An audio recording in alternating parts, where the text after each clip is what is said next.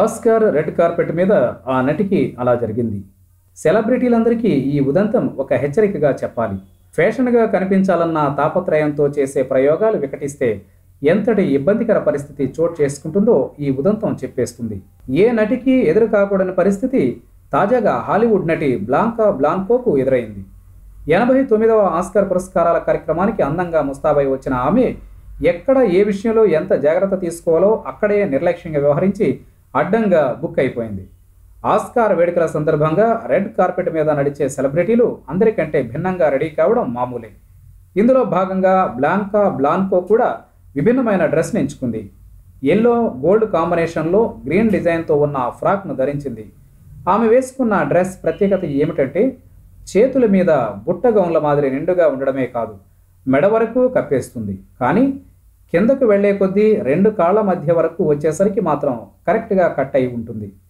మామూలుగా నడిచినప్పుడు ఓకే, కానీ ఏమాత్రం సైడ్కి తిరిగి ఫోజ్ ఇచ్చినా 2 ముక్కలుగా చీలిన ప్రాంతంలో డ్రెస్ ఉండాల్సిన ప్లేస్లో ఏమాత్రం ఉండకున్నా మొదటికే మోసం వస్తుంది.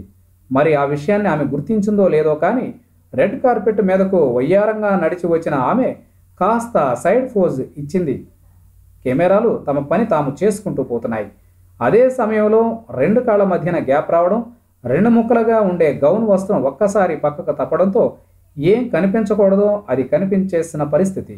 దీనికి తోడు ఆమె లోదుస్తుల్ని ధరించి రాకపోవడంతో కెమెరా కంటికి చిక్కేస్తాయి. ఈ విషయాన్ని ఆమె గుర్తించిందో లేదో కానీ రెడ్ కార్పెట్ మీద నవ్వులు చిందించి వెళ్ళినప్పటికీ కాసేపటికే ఆమె లో అందాల్ని బహిర్గతం చేసే ఫోటోల్ని ఫారిన్ మీడియా పబ్లిష్ చేసేశాయి.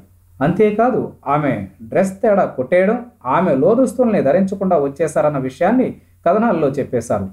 35 ఏళ్ల ఈ హాలీవుడ్ నటికి ఇంతకు మించిన చేదు అనుభవం మరొకటి ఉండదేమో. అందంగా కనిపించడం బాగానే ఉంటుంది, కానీ ఆ ప్రయత్నం తేడా కొడితే ఏమిటన్నది తాజా ఉదంతమే నిదర్శనంగా చెప్పాలి.